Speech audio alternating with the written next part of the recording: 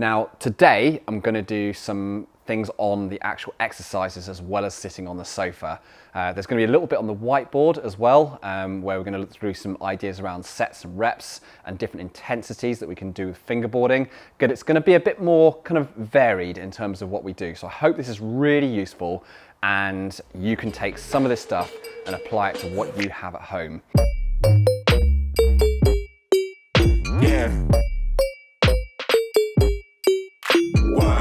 Hi, welcome to another episode of Ask Lattice. Today we're going to be doing a special set of questions which are for everyone out there who has sent us queries, and we've been doing a Q&A on our Instagram associated with how we train at home, especially if we're stuck there and we can't get to a wall or to a crag. And I know there's lots of you around the world that are in this position at the moment. So what we wanted to do was give you some resources to go away with and still be able to complete some kind of climbing specific training exercise which is still useful for you, whether it's progressing in your training or just maintaining what you have. The questions that I've been asked on both Instagram and Facebook are pretty varied, and there's really quite a lot of them, and it takes a big range of topics. And so the first one I'm going to deal with is actually quite a broad question, and I like this one because it kind of starts with is there anything we need to know which is important if we're stuck into this situation where we're trying to adapt normal climbing and trying doing it just in that home environment? And the answer is yes, there are a few key things. Now, the first one is that if you go from a position where you're climbing normally and you've got your arms in lots and lots of different positions, so you're not just in a dead hanging position with your arms above your head, but in normal climbing, we're moving around the board, we're rolling around our shoulders, we're grabbing holds in different varieties, so we're taking different grip types. That's a nice varied movement pattern in terms of the loading of the muscles, the soft tissues. When it comes to fingerboarding, it's very, very specific in terms of that body position. So I really want to kind of just caution you out there, anyone who's trying to replicate or transfer all of their normal climbing training onto just a fingerboard. Be extremely careful with this. I don't think it's a good idea to take perhaps, you might be doing 4 hours of climbing a week and start to do 4 hours of fingerboarding a week. I think that is in general a really bad idea, because you're just not going to be adapted to it and you're going to spend a lot of time with your arms over your head, and I think that you can set yourself up some issues with that. So that's the first thing to deal with. And then the second also is to create a variety of different exercises that you do at home. So don't just do fingerboarding. You've got weights, you've got therabands, you've got floor exercises, you hopefully had a pull-up bar as well, and there's a whole variety of different things that we can do. So try and keep it really varied. I know you might be really frustrated that you might not be able to get to the climbing wall and you just want to hammer your forearms, but the whole body is involved with climbing, and so it's really important to work the whole system. Let's get to the next question, which kind of goes a bit more specific in terms of what we're doing in the forearm, and that's a fingerboarding question. And that question is, can we use rather than just a normal fingerboard for strength training or fitness training, can we use something like a crimp block or a pinch block? And my answer on this one is yes, this is really something that I'm very keen on. And it's because it moves us away from this position of constantly being overhead with our arms, and we can do some tension or some exercise with our hands by our sides, so we can change that shoulder position. And I think this is a really healthy thing to do. So if I grab a pinch block here, and I've got my weights, so I've got a 8 kilo weight here, so this is about, I guess in US metrics, maybe 18, I think it's, can't remember which way around it is. I think it's about 18 pounds. And I attach that to my pinch or crimp block. I can then do my equivalent of a dead hang in a position where I've got my arm down by my side. So my shoulder is loaded in a very different position compared to normally being up here in this position here. My shoulder is down here now, but I'm still loading that forearm. Likewise, I can still do my small edge training, so I can do my single joint dead hanging, In that same manner, I can close up into that half crimp grip position, and I can have that on the side of my body and not above head. And I think this is a really good way of training and creating some variety in the shoulder position. Another question that we were asked, which is associated with this pinch block or crimp block training, was what do we think about the difference between active fingerboarding versus passive fingerboarding? So that's that difference between creating an isometric grip position. So we have our hands fixed at a 90-degree angle or 130-degree angle versus actually opening and closing the fingers. So we're closing up from a more open position to a more closed crimp position. And I think my answer is that I think this particular form of exercise has its place, but in terms of managing the risk element of it, I think it's really important to do it at much lower intensity versus your maximal fingerboard training. So I think it has its place at much lower intensities, so down at 30, 40, 50, 60% of MVC, so maximal voluntary contraction, and not doing your maximum dead hang intensity with this opening and closing of that crimp grip position. So you can do it on a fingerboard hanging, but you can also do it with the crimp block. So if it was on a fingerboard hanging, that would be opening up and then closing that grip position, and then opening up and closing. And I'm really not a fan of this. I think it holds too many risks unless the intensity is really controlled. So the way we can do this with a crimp or pinch block is if we're dropping the intensity right down, and with this weight here, I've got a 8 kilo hang. So this is probably only, I don't know, 20 or 30% of my maximum. And it's really easy in this position here to safely open and close that crimp grip position. So open up into a closed position. I think this bears a really low risk in terms of what we're doing to the soft tissue structures in the fingers and the forearm. It is important to note that when you're doing that exercise, you want to find a really comfortable position all the way through the range of movement. You will find sometimes that certain ways in which you grab these blocks can be uncomfortable, so don't go through discomfort if it's not right for you. Certain blocks that I've tried to train with, I find great.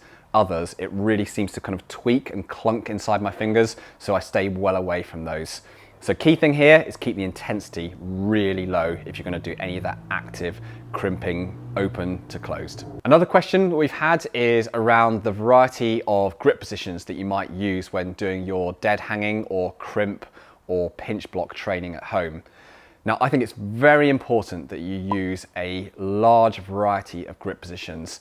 And if we're trying to transfer that wall climbing back to home, we know that when we go to the wall, we might hold slopers, jugs, flat edges, crimp, really kind of in-cut edges and really slopey edges. So I think it's a good practice to try and do that same thing with your training back at home. So the grip positions I would use on a fingerboard would be, in terms of a single joint edge, I would use the classic half crimp grip position. I would use a 4-finger drag position. I would use a 3-finger drag position, and I would do a small, minimal amount of full crimp training if I was well adapted to that form of training on my fingerboard as well. And in terms of splits and percentages, whilst you can't really be individualized with this and you can't say one thing fits for everyone, very, very broadly speaking, I would go for something along the lines of 50% half crimp training, 20% open 4, 20% 3-finger drag, and 10, maybe even 5% down to full crimp grip training. So much, much lower on that full crimp grip training, and a slightly lower intensity versus the others, but the majority in that best, most transferable grip position, which is that half crimp grip position. Aside from that, I would also do some larger edge training. So in particular with me on the board behind, I've got this really nice rounded edge, which loads all of the fingers really evenly, and that's about 2 joints wide. So around 1.5 inches to 2 inches, 40 mil. And that's the equivalent of holding on to a big flat jug, a big rounded sloper or a really in-cut jug. It sort of replicates that same kind of loading and stress on the tissues that you would see in that climbing experience. So I might do a bit of my endurance training on that larger size edge and not just do it on that small edge all the time. Next question is around the use of one of these things, a dumbbell and forearm curls. Now, I think a dumbbell setup is a really good set of equipment to get back at home because you can work both the forearm flexors and extensors. And if you've got a decent range of weights, you can really move between different intensities, you can work different sets and reps, and you can work both sides of the forearm. So that flexor, so the closing of the hand, and the extensor, the opening of the hand. Both those muscle groups relevant to climbing. And there's 3 different variations that I would do on this. So the first one is just a heavy weighted finger curl. So what we're doing with that is when we set up, first of all, set it up so that your feet are not in the way of your dumbbell. So don't end up doing your curls over your foot and dropping it on your foot. That's not a good idea to start. So we set it up with a nice straight arm, and we're going to the point where our fingers are really open and we're almost in a 4-finger open grip, crimp grip position. And then from there, we're closing the hand up into a fist position, and then we're rolling open again. So closing, opening, closing, and opening. The variety that we can do on that particular exercise is a wrist curl. And this is a really nice kind of additional exercise to do with it. And this one you have to do sat down. So if I come here, the way I want to set this up is so that I'm sat with my thigh at a totally horizontal level. So I'll need to sit on something so that I can get this thigh horizontal. At the moment, it's probably facing down slightly. So if I sit down now, okay, yeah, that's a bit closer to a horizontal plane that I'm going to use to brace my forearm now. And I'm going to set it up so that the bending point of my wrist is just over the kneecap, so that I can bend my fist right down towards my shin bone, but it's supported along the entire length of that forearm. Oh, hello Pip. You're looking for that. Oh, you're looking for some forearm curls. You ready? Yeah, he loves forearm curls. Okay. It's not interested.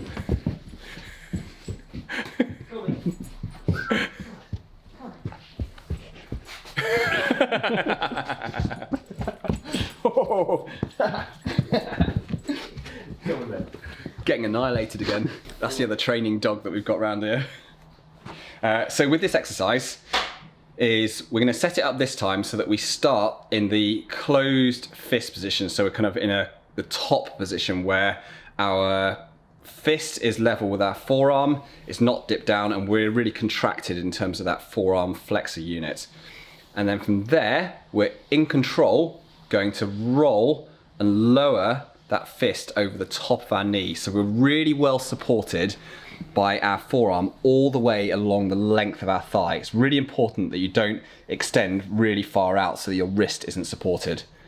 So we're supported there, and then from that position there, without extending the fingers all the way open, so we're staying in that closed fist position, is we're then going to roll that fist back up. So lowering and rolling up. So you're really working the belly of the forearm. So lowering and rolling. Last variation on this exercise is almost the opposite of this forearm wrist curl, is an extensor curl. And again, the way we set this one up is with our forearm that's supported all the way through by our thigh. Again, you could actually set this up with a bench, a padded bench at home, and you can do this exact same exercise. I think it's simple to do it with your leg because it's the right length, it's the right shape, it's comfortable. But supporting it all the way through from your knee all the way up your thigh again, so not having it stuck way out on the end. And we're going to do the opposite movement to the wrist curl, but with our forearm or our palm facing towards the ground. So we're going to start at the top position, roll down, and bringing our fist back up. What I'm going to do with this one is I'm going to grab a lighter weight, because you will find in general that whatever weight you find maximum on the wrist curl, you're going to do about half of this on the extensor curl. It's really, in fact, I don't think I've ever seen it before where someone can do the same on the extensor curl as the wrist curl. And if you're that person, let us know. I'll be really interested to see that. So if this one here is 15 kg, I'm looking for around 7.5. So, what we got here? Oh yeah, 7.5. So, setting up at the top, really well supported all the way along. A lot of people always want to bring their elbows up and not support it along the thigh. It's really important that you really do make sure that forearm is supported all the way through.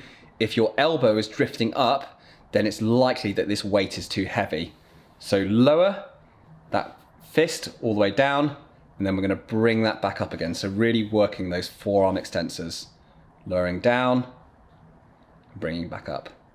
It's a really nice controlled movement, and you're not extending those fingers down. So you're not opening up the hand all the way down there. You're keeping it closed in that fist position all the way through, working those forearm extensors with elbow staying low. If I'm going to give any sort of advice in terms of sets and reps, you're looking for around 8, 10, 12 reps on any of these, and you might do something like 2, 3, 4 sets of that in total. And you're looking for muscular failure by the end or very close to it. And this is a great exercise to build some muscle bulk in the forearm. Do remember that doing this exercise on your forearm isn't going to result in massive, huge forearms within just a few weeks. This is a really long, slow, drawn out process, but it has benefits to forearm strength and forearm size. Next question we had was around shoulder engagement exercises and how we can use those at home on either a pull-up bar or a fingerboard. Now, I'm a really big fan of shoulder engagement exercises, and I think we can do these both single arm and two arm. And if it was me, I would split my shoulder engagement exercises across my session at home to involve a variety of warm-up and activation exercises that may well be two arm early on in the session, so that I'm kind of getting into my fingerboard session or my general conditioning session on a bar. And then I would do the much more intense form of shoulder engagement exercise later on in the session, where I'm working the really high intensity, high quality work when I'm fully warmed up. So what I'm talking about in terms of warm-up exercises are things like just simple two-arm shrugged hangs on a fingerboard. So if I take the top edges of this board here, nice and rounded, kind of the equivalent of a jug, and I'll hang on those juggy holds, two-armed, and I'm going to go from a totally relaxed position, really hanging off the skeleton, to an engaged position on the shoulders, and then relaxing down. So all I'm doing on here is just moving between a disengaged and engaged position on those shoulder shrugs, just warming up and activating those scapular stabilizers around my shoulder. I might well do that and a number of sets of those as part of my warm-up, and I can even do those on smaller edges as well, so not just on a juggy edge.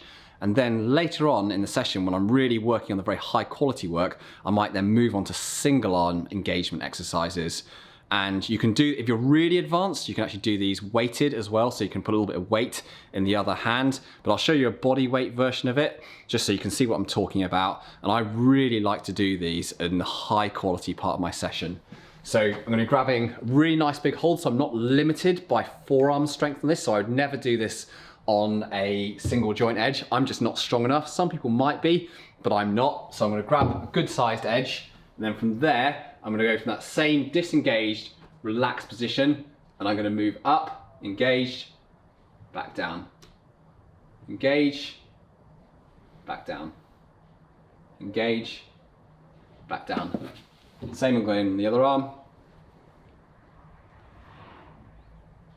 Relaxed, engaged, back down.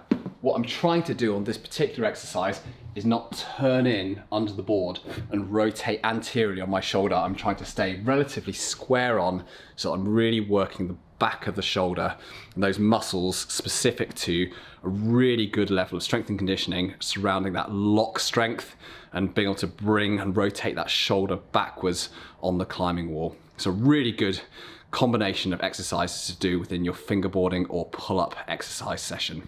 One really interesting question we were asked was, what would you do if you've previously done just one fingerboard session a week before landing in this scenario where you might be trying to transfer a load of your wall climbing into just fingerboarding?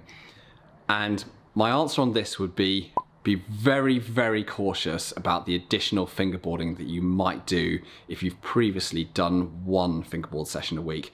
So the key thing here is training history, and it's not to overload on your training history too significantly. So don't go from one session a week of fingerboarding suddenly to doing 3 or 4 fingerboard sessions a week. I think this is going to lead you into problem areas because you're just not going to be adapted to that. So the trick with this is to move into a method of training where you can do stuff on a pull-up bar, a fingerboard, and then also some of that pinch or crimp block hanging, just so you're moving and creating different stresses on the body and it's not all 100% overhead work and really, really stressing that forearm muscle, which may be delicate to some excessive overloading of going from once a week to 4 times a week. I just don't think that's a good idea. So try and create a really nice varied regime of training if you're going to be stuck at home. Okay, so we had 2 questions around home setup in terms of what you have at home to be able to train on. First one I can answer really quickly. Is it okay to be doing dead hanging on door frames? No, it's probably not. Not unless you had a door frame specifically made for dead hanging, which I highly doubt. And take it from me, I've destroyed a few door frames over the years. They're not built for it. They're really sharp normally. They tend to be a little bit greasy because they've got gloss paint on them. So they don't go very well with sweaty tips, and half the time they rip off the wall. So I wouldn't do it. Get yourself a fingerboard, make something, cobble something together, even if you don't want to spend the money on a fingerboard, but make something which is plain wood, really comfortable, and you're going to enjoy training on, and you're not going to break yourself. Next up is, I think some of you are considering creating some kind of home training setup and building a quick system board at home. And you can actually do these for relatively small amounts of money if you have decent carpentry skills and some space at home. And people have been wondering, should I get a kilter board or some sort of kilter setup? Should I get a moon board? Should I buy one set? Should I get some tension holds and create a tension system board? Which one's best? And I think it's really if I was going to put myself in that exact same situation, and if I was forced into that position, I would say it would be a hybrid of a number of different system boards. So I don't think personally I would commit to one single system board, but I might take a number of elements from those system boards, so certain hold setups that I really like and are relevant to the type of climbing that I do and the training I want to do, and also how much I enjoy using them. There's certain hold sets that are just way more enjoyable to use than others. So I think it would be a combination, like a hybrid board.